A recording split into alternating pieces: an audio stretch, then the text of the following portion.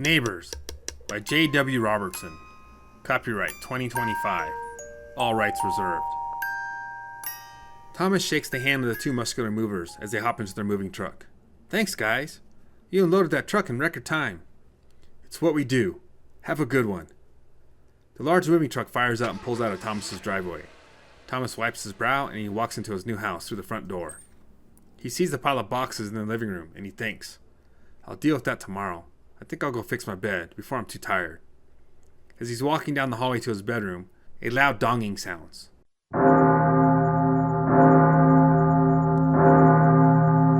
Thomas, startled, literally hops a little. Holy shit! What is that? He hears a knocking at his front door.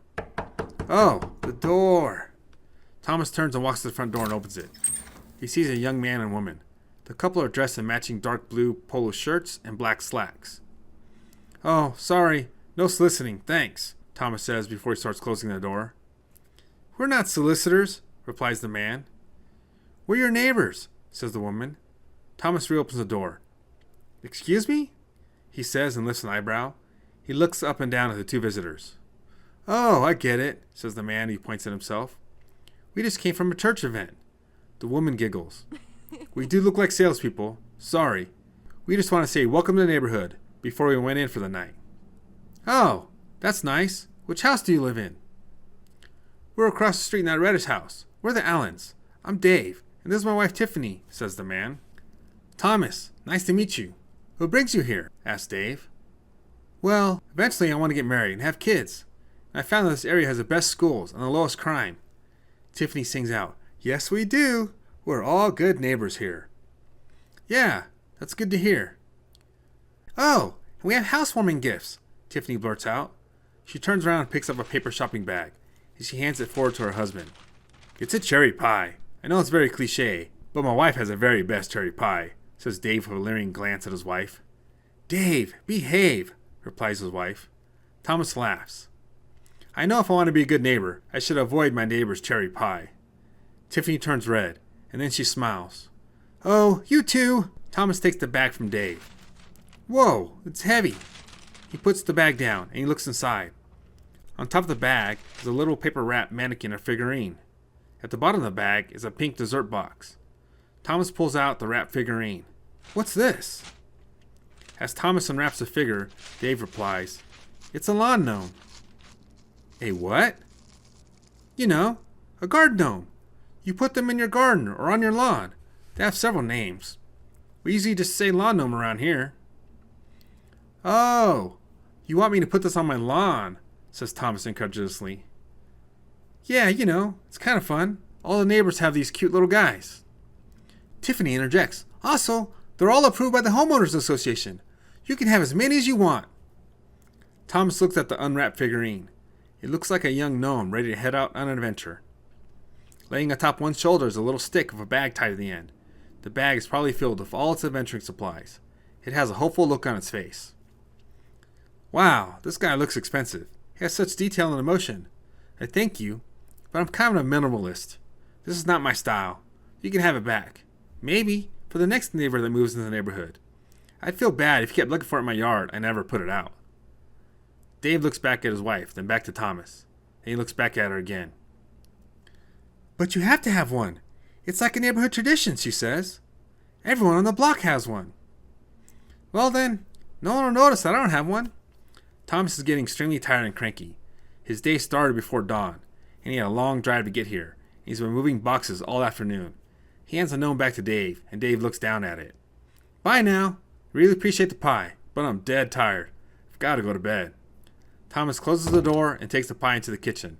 He thinks, I'll probably need to patch that up later, but I'm so tired. I need to get to bed. Thomas places the bag into his empty fridge.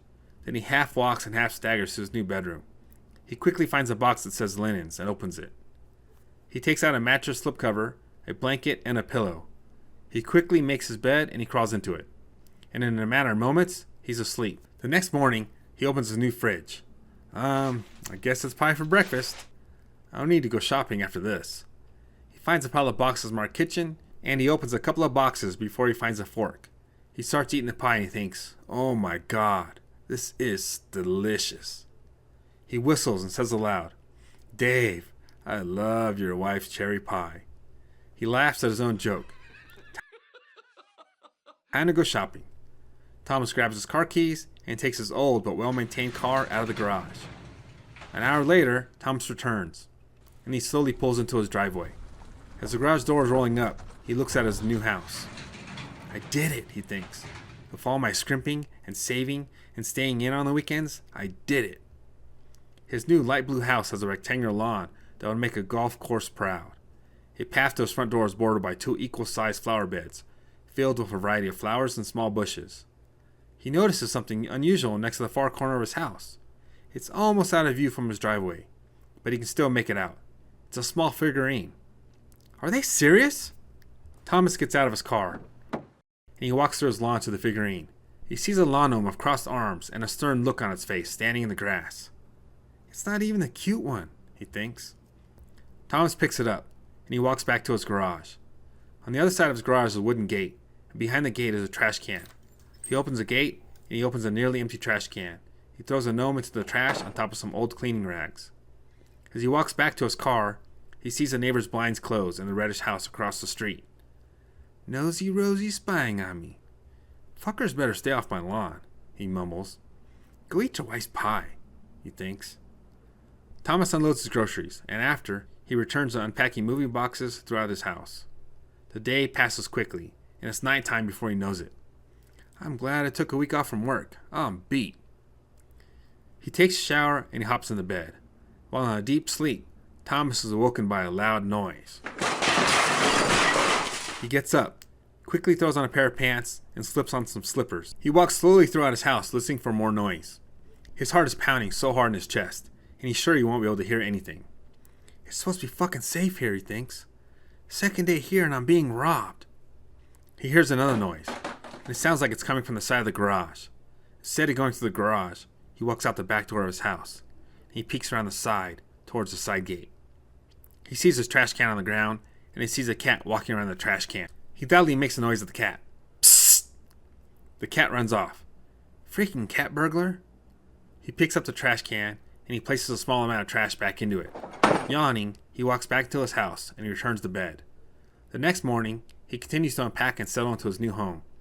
While unboxing a small bedside lamp, he drops it onto the floor. The lamp body cracks in half. Oh man, I've had that lamp since college. Well, that's unfortunate. I guess it's time to get a new one. His trash bag he's currently using is full, so he takes the bag and the lamp outside to his trash can. He looks in the can and he drops the lamp and bag into the can. As it drops, he hums taps, the solemn military death song. After a few notes, he stops. He remembers cleaning up the spilled mess last night. However, he didn't see the grumpy gnome figurine. He looks at the ground around the trash can. Nah, they didn't. Did they? He walks out the wooden gate to his driveway. He looks at the corner of his house, and he doesn't see anything unusual. He looks across the street, and he sees a neighbor's blinds are open. He chuckles to himself, and he glances one last time at his yard. It's all good, he thinks. Wait! In his leftmost flower bed, he sees something odd. Peeking behind a bush, he sees a gnome. It's bent over at the waist, and it's peering out of the bush. I'll put an end to this, he thinks. He walks to a side gate, and he drags his trash can to the pathway leading to his doorway. He goes back to the gate and finds a shovel in his backyard shed. When he returns to his driveway, he sees the blinds are still open. He has a shovel over his shoulder and he stares at the blinds. He says aloud, I said I don't want it. He walks towards the lawn gnome and picks it up. This one has a scared look on its face, and it's bent in an L shape. The little gnome's butt is sticking out, and it makes Thomas laugh. It's cute, but I don't want any of these little fuckers in my yard. He walks to the trash can. He throws open the lid. He hears the neighbor's door open across the street. He drops the gnome into the trash atop the broken lamp. Wait! Stop! Yells Tiffany. Thomas grabs a shovel two-handed and jabs it into the porcelain figurine. It shatters loudly. No! Yells Tiffany. Thomas looks in her direction, and he sees her run into the house and slam the front door. This is my house! Yells Thomas. He sees the blinds close. He mumbles, Mind your own business, Nosy Rosie. He returns his trash can inside the house, and he puts a shovel in his garage. Then he returns to unpacking. Later that evening, he hears a car door slam loudly, followed by loud arguing across the street.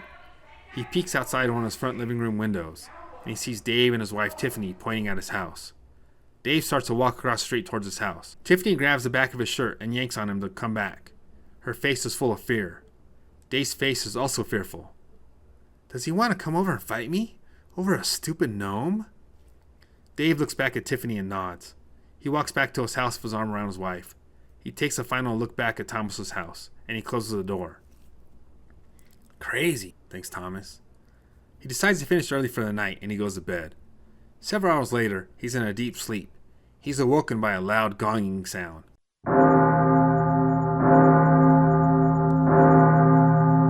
Ah! Screams Thomas. I need to change that fucking doorbell. He scrambles up, and he quickly scrambles into his discarded clothes and shoes. As he's walking to his front door, he hears a loud crash. He runs to the sound, and he sees his front window is broken. He looks through the broken glass. He sees his lawn and the open blinds of his neighbors. The lights are on in their house. Also, dead center in his lawn, he sees a gnome with a long beard facing the window. Those fuckers! Thomas runs to his garage, and he hits the button to open the retractable door. He grabs his shovel, and he runs into his driveway. He looks left and right for Dave or Tiffany. He doesn't see anyone at his front door or at the side of the house. Nothing. He looks at the gnome in his manicured lawn. While looking at the neighbor's open window, he yells, "This needs to stop!" He swings his shovel at the gnome, and it shatters. I've had enough. Thomas starts walking across the street with his shovel. They're gonna pay for my window, or there'll be hell to pay. When he gets to the neighbor's lawn, he yells, "Get out here! I know you're watching!" Thomas waits a minute, and he yells out, "Hello!" At the same time as when he says hello, he's hit in the back of the head with a rock. He stumbles forward and lands on one knee and one hand on the grass. Hey! He looks back into the street, and he doesn't see anything. Who did that? I'm calling the cops! Thomas feels a painful burning from his arm planted in the grass. Ow! He turns and looks at his arm. He sees a long line of blood dripping from it. Shit! Something cut me! He drops the shovel, and he grabs his arm to stop the bleeding. He sees movement from the neighbor's window. He sees Dave and Tiffany behind the glass. Tiffany has her hands to her mouth, and she has tears dripping down her face.